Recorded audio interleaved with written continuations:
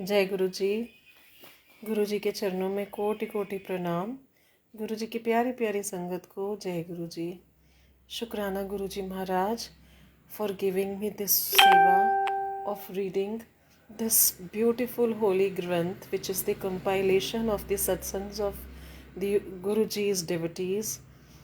To read Guruji Maharaj, while reading this satsang, in case I go wrong somewhere, please forgive me, Malik, because I am not worth it.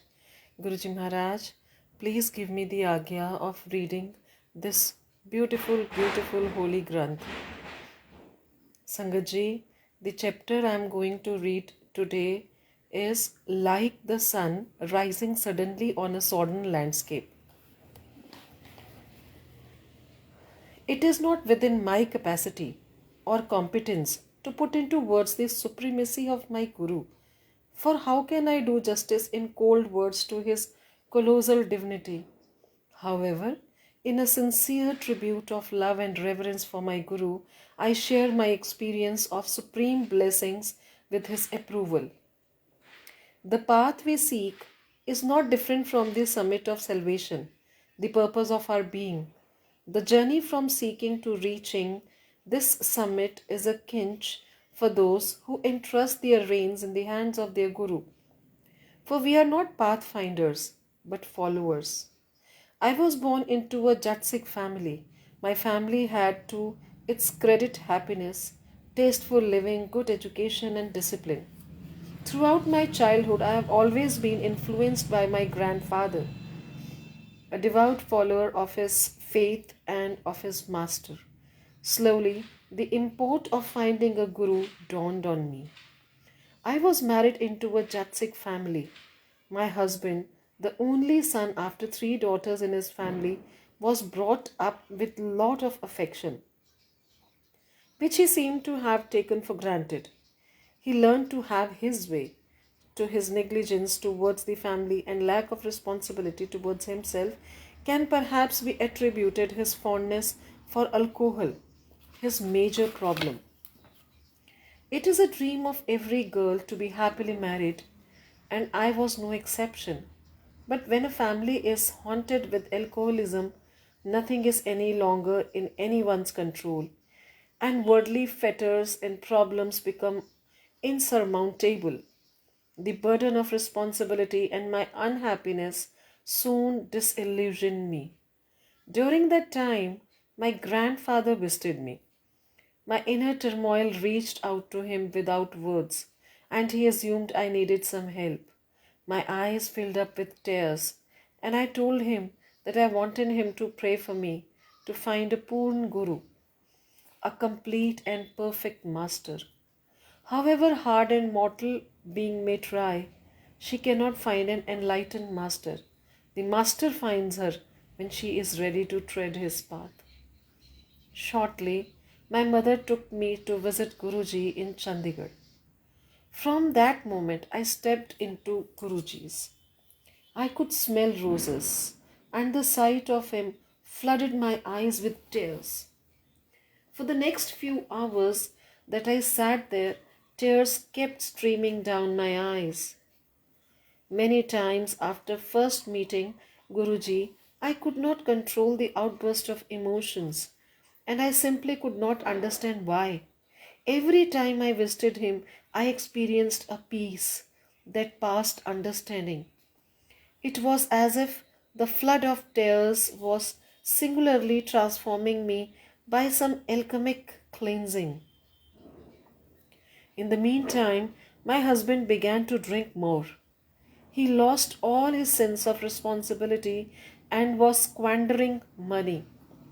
I tried telling him about Guruji and also persuaded him to meet Guruji. He laughed at me, saying such gurus were a dime a dozen, and teased me about my conservative attitude. He also did not approve of my visiting Guruji. Around November 1999, my husband was posted to Lebanon on a UN mission. There his drinking problem worsened, and he was diagnosed with the cirrhosis of the liver. Our world fell apart. I took the first flight to be with him. The doctor clearly stated that his liver had packed up and that he would require a transplant within 2 years. To find a donor in such a short period was a near impossibility. Even if a donor was found, a transplant would have been exorbitant and, in many cases, unsuccessful. Doctors cautioned my husband that even a single drop of alcohol taken henceforth would prove fatal. Meanwhile, my parents kept going to Guruji and praying for my husband's life. After being in the hospital for a few weeks, we came back to Delhi. I requested him to meet Guruji. He did come, but all the while that he was there, he sat in a corner and complained of how tired he was and how I had forced him to come. The same night, I approached Guruji and was so full of emotion that I could hardly speak. My mother and I prayed in front of him to save my husband, and Guruji replied, "How can I help him? He is a non believer." In the days that followed, I would visit Guruji alone because my husband would never accompany me. One night, after returning from Guruji's place, while I was fast asleep, a sudden great force, like a swooshing wind, entered my room. I was so scared that I sat upright in my bed and started saying my prayers with my eyes closed. I experienced white light piercing the darkness and flooding the center of my forehead. Guruji was within that white light. He said he would cure my husband now. In the 15-20 minutes that followed, I smelled nauseating odors, similar to those that emanate from operation rooms. After a while, everything cleared up and I went back to sleep. Guruji told me he had blessed my husband. At the time of writing, 6 years have passed since that day, and my husband continues to drink relentlessly. Keeping in mind what the doctors had said, my family and I are amazed at how Guruji is looking after him day and night. My husband, in his own way, believes and recognizes the gift of life given to him by Guruji. The time tested scriptures of the world all agree that before a man is born, the day of death is ascertained, and that no one can grant him even a breath more. However, the power to burn man's karma lies with the Supreme Creator. Guruji is that cosmic director, the manifestation of that supreme power who rewrote the play of my life. My family and I have experienced numerous incidents where we have called out to Guruji and have suddenly seen things fall into place as if touched by a magic wand. I once had the privilege of escorting more than half a dozen friends to whom I had been singing the praises of my Guru to meet Guruji. With my limited vision, I prevailed upon them to not ask for anything, though it was contrary to what I had done. When I touched the feet of my Guru, he looked at me and to my astonishment said that everyone came to him to ask for something. Like a divine mirror, Guruji apparently had caught the reflection of my mind, and each of my friends was blessed and their desires fulfilled. No one who comes near him ever goes back empty handed. Upon touching his feet, a businessman might be blessed with prosperity, a sick man with health, and a student with knowledge. Some are aware of the gift they receive, others ignorant of the hidden blessings. His love knows no bounds and immaterial of whether you are a believer or a non believer. His grace touches everyone.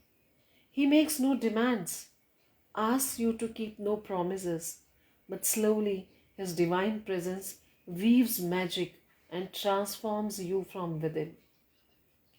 Everyday people ridden with sorrow come in his presence, and his grace illumines their faces like the sudden rising of the sun over a sodden landscape. Satsang of a devotee. Thank you, thank you, thank you, Guruji Maharaj. It was such a beautiful satsang. Guruji Maharaj, my hand folded request in your lotus feet. The way you bless that auntie, please bless us all. Please keep cleansing our souls. Guruji Maharaj, we are not worth it, we know.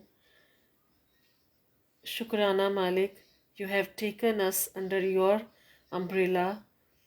Thank you, Guruji Maharaj. Shukrana, Shukrana, Shukrana, mere Malik. Anantam Shukrana.